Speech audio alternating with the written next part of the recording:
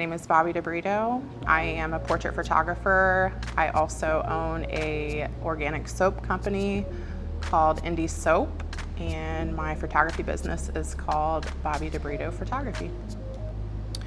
My educational background is I went to high school in Bacchans, a little small town slightly north of Sydney. I went to college to actually become an RN, and my very last semester I decided that that was not the direction that I was meant to go. So I started doing photography. I was doing photography well before that, and I just got really good at it really fast, and I graduated out of college with an Associates of Science degree.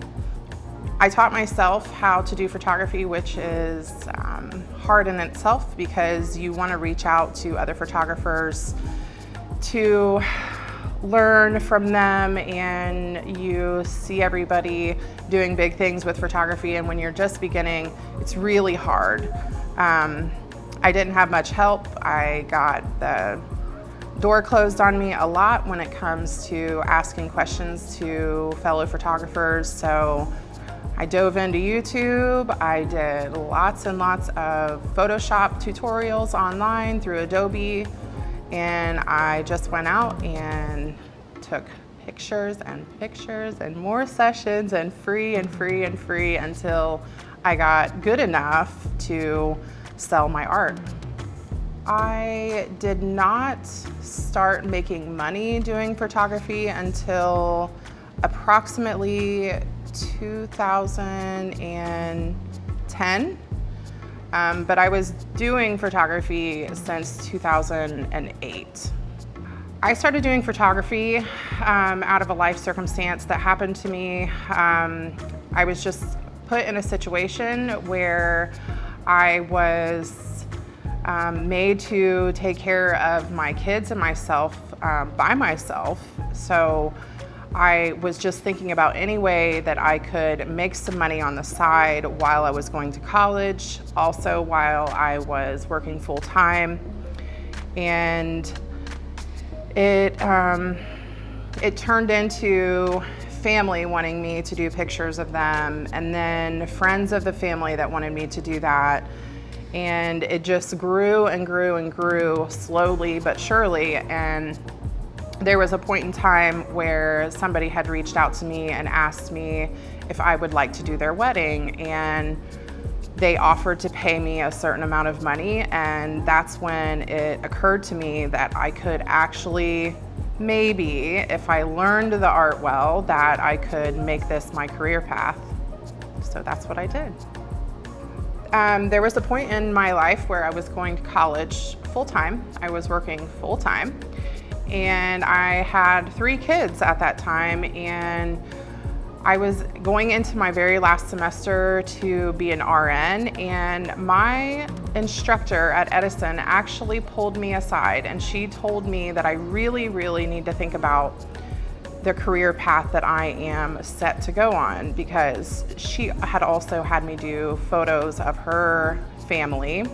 And I think she saw the talent in me that I wasn't quite ready to see, because it's really unsettling to work for yourself, have all these little people that are depending on you. And she told me that if I could, that I should follow my heart with my career path. And that made me really sit down and think about why I was going to nursing school, my reasons behind that, the fact that I was becoming burned out on healthcare already. I had already worked in the field for about 11 years, and I graduated out with an associate's in science, and instead of continuing with the nursing program, and by then my schedule was full every single evening with photo shoots. So I wasn't expecting or planning on being a photographer for my whole career, my adult life, but it turned out to be an amazing blessing. The different types of photography that I do is I shoot weddings, I do high school seniors, I also photograph many families, I photograph children, I do boudoir in my studio in Piqua. Really anything portrait photography is my specialty. My favorite aspect of my job when it comes to the genre of photography that I do is by far boudoir photography.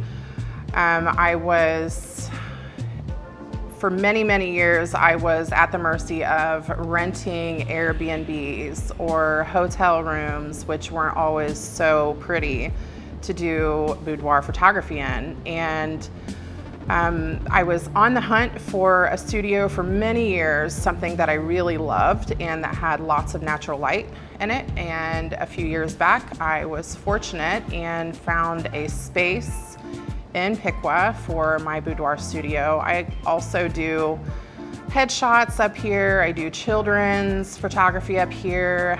I do pet photography as well. But it has opened up the availability for me to shoot where I would like to be, which is in natural light still. But we are inside, but it's full of natural light. My first experience with the arts would be when I believe I was in elementary. There was a play at the school in Botkins.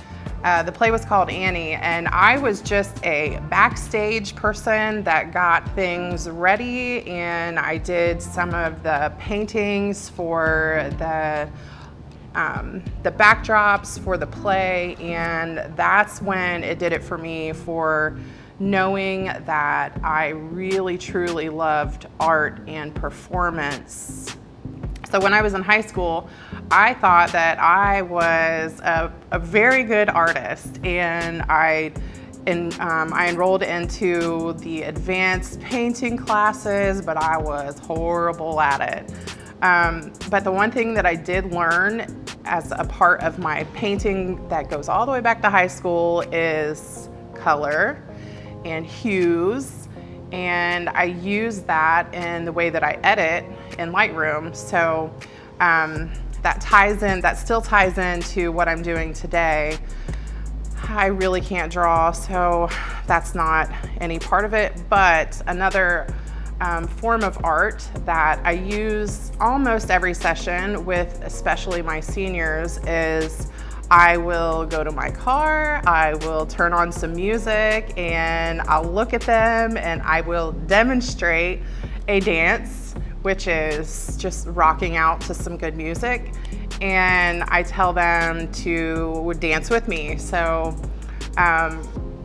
I have these girls in a random field and they're dancing, and I get the best pictures of them laughing and smiling and just having a good time. Anytime that I attend, say, a festival or a concert, I feel freedom to be exactly who I am.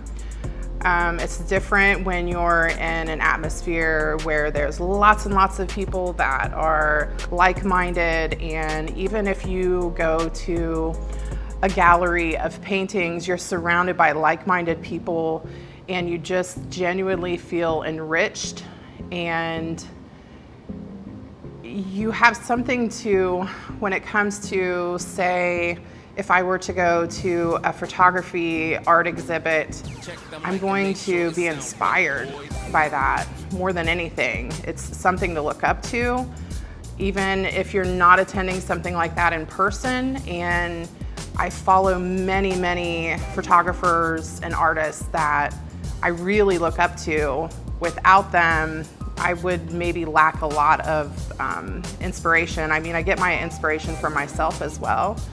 But it is very enriching to see other like-minded people's art. I think that community events that are surrounded by, say, music or artist shows or crafting shows or even farmers markets, things like that, where you're bringing many people that are creating and you're bringing them all together, it's bringing the community together instead of, you know, ordering something on Amazon or supporting somebody that's not from anywhere around us. You're supporting your people in your area. So I just think it brings a sense of community. A world without the arts would be bland and horrible. You would miss beauty and sound ringing through your ears and something to dance with your partner with. A photograph that brings back the feelings that you had that day. So the day you got married and how you felt when you saw your significant other, when they turned around and saw you. Without a photograph, we're relying on our feeble memory because little pieces of our memory comes and goes. Yeah, so you just, it's nostalgia, a lot of it. There's different goals that I set for each type of photo shoot. Let's say for a boudoir session, I want the woman to not only feel beautiful in the moment, but I also want her to feel empowered and free to express herself in that moment. I just want the women to literally feel like a badass when they walk out of my studio, because a lot of times they're gonna come in here and they're gonna be nervous, or they've faced some type of life event where something has them down and they're looking to re-find themselves, and I want to help them find their beauty and to find themselves again and feel good about themselves again. For, say, a senior session, I want all of my seniors to literally just have fun. I want them to remember the experience as their last big photo shoot as a kid. And yeah, I want that to be centered around just them having a great time. For families or weddings, I want them to feel the memory of every little tiny kiss and hug that I captured in that moment. It's not really my style to have somebody go stand there and sit there and have children stand in place and smile at the camera. That's not really what my work is about. I try to capture authenticity and real emotions. So I want to capture if the man the groom at the wedding sheds one single tear and his lip quivers just a little tiny bit, I want to capture that, because that's what everybody's paying attention to at a wedding. And I want the bride or the groom, for that sake, I want their significant other to remember the way that made them feel. I just want to freeze your feelings in a photograph. I want you to feel that when you're really old, so you can remember back to those times. When I am going through the entire gallery, I do it quick first, and typically when I take the photos, I know right after I've taken it, oh, this is the one that I need to show everybody because it gave me chills, or it kind of took my breath away a little bit in the moment. So I typically know already what I want to show everybody before I go through the images.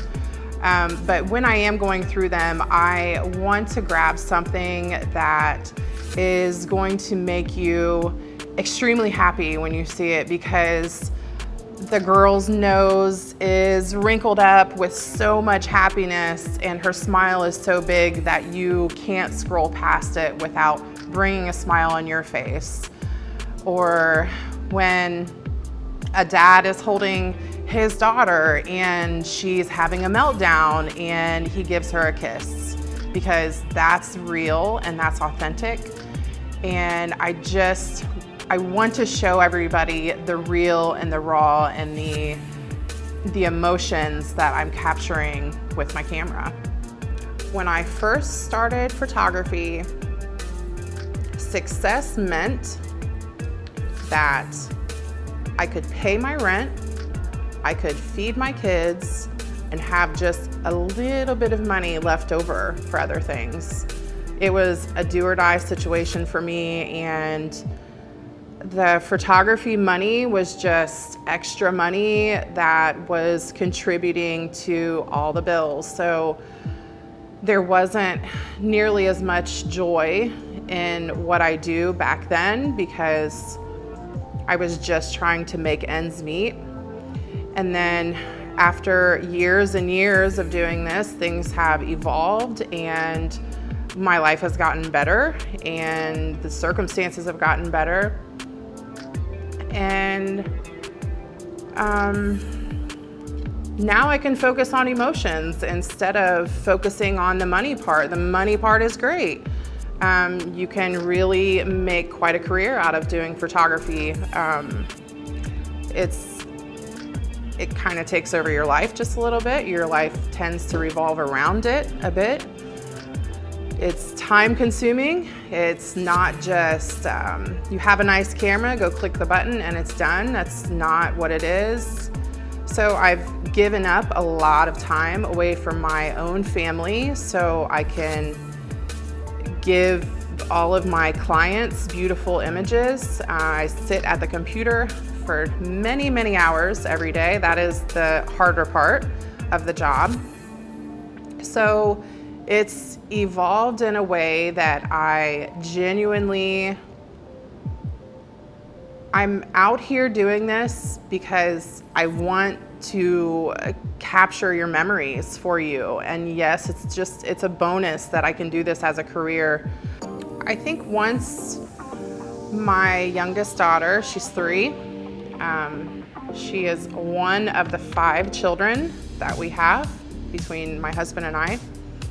I think once she gets a little bit older, I would really love if I could find a way to do more traveling with my photography, whether that's doing some destination weddings. I'm not sure where I'm gonna go with that. The best advice that I would give myself 13 years ago when all of my children were small is to not spend so much time at your computer. I really lost out a lot of time with my kids. And through the years, I've figured out different ways to change how I do things so I have way more time with my family. So the biggest piece of advice for me, if I could go back and talk to my younger self, I would tell her to not focus so much on the money part of it because that's gonna come, and to not miss out on so much of what your kids are doing. And as nice as it was that my oldest daughter, Paige, she would park herself on my computer desk. She would sit on it while I was going through and editing. She spent a lot of time with me sitting right there, but it wasn't the kind of time that I wish I could go back and do again. So yeah, I would tell my younger self to live a little bit more by what I'm preaching about making memories with your family and enjoying every little itty bitty tiny moment with them, because it really does fly by so fast. And I feel like that's why photography is extremely important, because you're documenting that and you cannot hit rewind.